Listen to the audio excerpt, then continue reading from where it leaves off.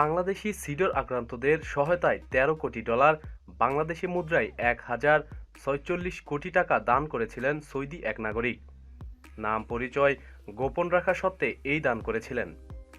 নাম পরিচয় গোপন রাখার সত্ত্বে এই দান করা হলেও রাজা আবদুল্লাহর মৃত্যুর পর তার নাম প্রথমবারের মতো জানান ইসলামিক ডেভেলপমেন্ট ব্যাংক আইডিবির president doctor Ahmed Mohammad Ali.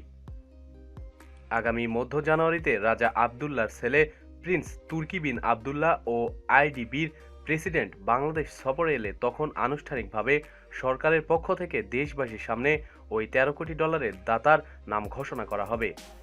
সূত্র জানায়, টেলিভিশন ও বিভিন্ন সংবাদ মাধ্যমে সিডরে আক্রান্তদের দুর্দশা ও ক্ষয়ক্ষতির দৃশ্য দেখে মর্মাহত হন সৌদি আরবের তখনকার রাজা আবদুল্লাহ।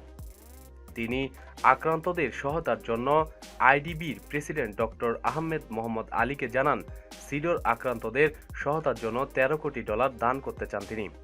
তবে একটি মাত্র সত্য জুড়ে দিয়ে বাদশাহ বলেন, কে এই অর্থ দান করছে তা গোপন রাখতে হবে, কোনো মতেই তার নাম বলা যাবে না।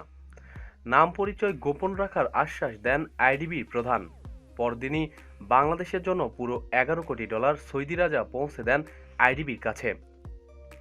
তিনি ব্যক্তিগত অর্থ সম্পদ থেকে এই বিপুল পরিমাণ অর্থ দান করেন বাংলাদেশকে। অর্থ মন্ত্রণালয়ের কর্মকর্তা জানান, গত জানুয়ারি পর্যন্ত এই বিপুল অর্থ দানকারীর নাম শুধু একজনই জানতেন, তিনি আইডিবির president doctor Ahmed Mohammad Ali.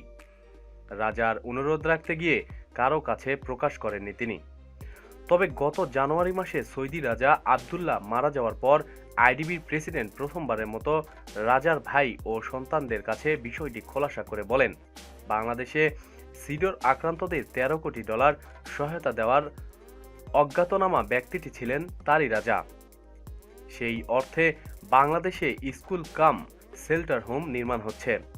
আরবি ভাষায় ফায়েল খায়ের ভালো কাজের পরিচয় গোপন রেখে সহায়তা করা। দাতা পরিচয়ে সরকারকে ওই অর্থ দিচ্ছে আইডিবি। দানের ওই ১৩ কোটি ডলারের মধ্যে ১১ কোটি ডলার দিয়ে উপকূলীয় এলাকায় নির্মাণ করা হচ্ছে ১৭৩টি স্কুল কাম আশ্রয় কেন্দ্র। এর মধ্যে ৩৪টি চালু হয়েছে, ২৭টির কাজ শেষ হয়েছে, বাকিগুলো নির্মাণের প্রক্রিয়া চলছে।